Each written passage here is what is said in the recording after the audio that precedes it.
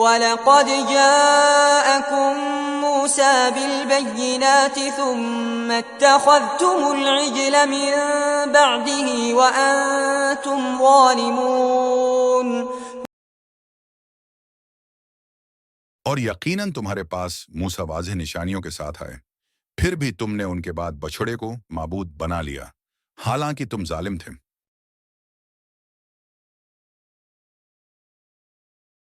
یہ آیت اس وقت کے واقعے کی طرف اشارہ کرتی ہے جب حضرت موسیٰ علیہ السلام کوہ طور پر اللہ کے احکام لینے گئے تو ان کی غیر موجودگی میں بنی اسرائیل نے بچھڑے کو معبود بنا لیا۔ سامری نامی شخص نے سونے کا بچھڑا بنایا جسے وہ پوجنے لگے۔ اللہ نے حضرت موسیٰ کو واضح معجزات دیے، جیسے عصا کا اژدہا بن جانا اور دریا کا پھٹنا، لیکن بنی اسرائیل نے ان معجزات کے باوجود شرک کیا اور اللہ کی نعمتوں کا انکار کیا۔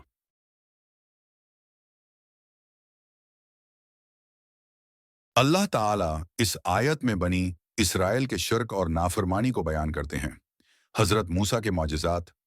اللہ نے حضرت موسیٰ کو بنی اسرائیل کی ہدایت کے لیے واضح نشانیاں اور معجزات عطا کیے تھے، جو ان کے رسول ہونے کا ثبوت تھے۔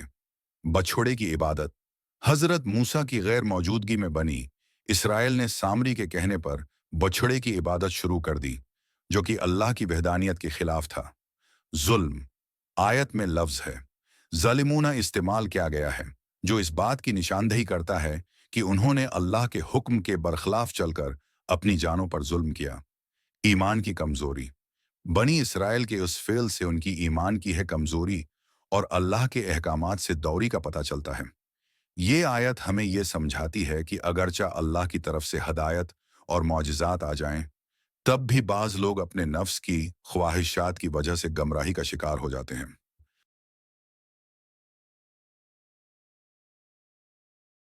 ہدایت اور گمراہی کا فرق۔ اللہ تعالیٰ نے بنی اسرائیل کو واضح ہدایت دی، مگر وہ بچھڑے کی پوجا کر کے گمراہ ہو گئے۔ معجزات کی اہمیت۔ اللہ نے اپنے پیغمبر کے ذریعے ایسے معجزات دکھائے جو ایمان کو مضبوط کریں، مگر کچھ لوگ اپنے نفسانی خواہشات کے سبب اس سے فائدہ نہیں اٹھاتے۔ شرک کی مذمت۔ آیت میں شرک اور بدعات کی سخت مذمت کی گئی ہے۔ ظلم کا انجام۔ آیت میں واضح کیا گیا ہے کہ شرک اور نافرمانی دراصل اپنی جانوں پر ظلم کرنا ہے۔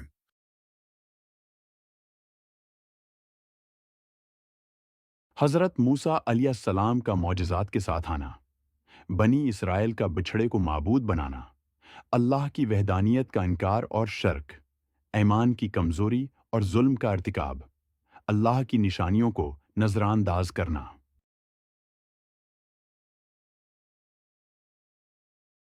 استاد کی موجودگی میں نافرمانی۔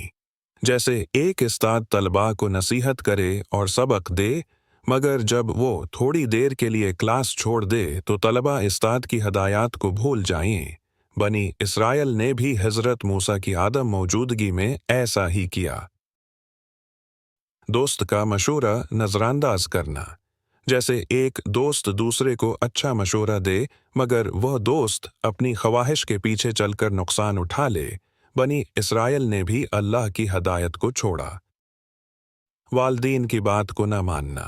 جیسے بچے والدین کی غیر موجودگی میں ان کی ہدایت کو بھول جاتے ہیں اور نافرمانی کرتے ہیں، بنی اسرائیل نے بھی حضرت موسیٰ کے جاتے ہی بچھڑے کی پوجا شروع کر دی۔ خود غرضی کا نقصان۔ جیسے کوئی شخص وقتی خوشی کے لیے نقصان دہ راستہ اپنائے اور بعد میں پچھتائے، بنی اسرائیل نے بھی بچھڑے کو پوج کر گمراہی کا راستہ اپنایا۔ سچی رہنمائی کو نظر انداز کرنا۔ جیسے کسی کو سچی رہنمائی ملے مگر وہ اس کو نظر انداز کر کے غلط راستہ اختیار کرے، بنی اسرائیل نے حضرت موسیٰ کے معجزات کے باوجود شرک کیا۔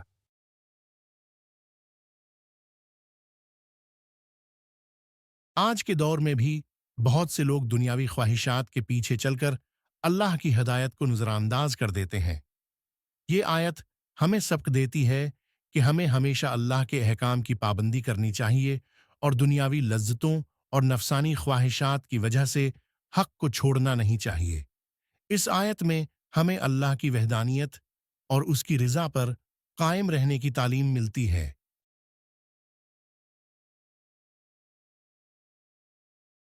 اللہ کی ہدایت اور اس کے احکام کو مضبوطی سے تھامیں، شرک اور بدعات سے بچیں کیونکہ یہ خود پر ظلم کرنے کے مترادف ہے۔ نفس کی خواہشات کو دین کے احکام پر ترجیح نہ دیں، اللہ کی وحدانیت پر ایمان قائم رکھیں اور اس کی رضا کے مطابق زندگی گزاریں۔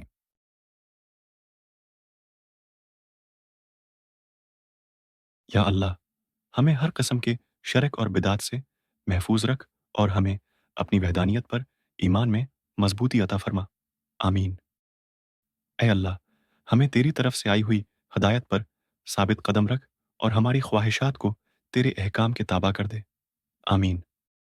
یا رب العالمین، ہمارے ایمان کو مضبوط کر دے اور ہمیں ہمیشہ اپنی رضا کے مطابق چلنے کی توفیق عطا فرما، آمین۔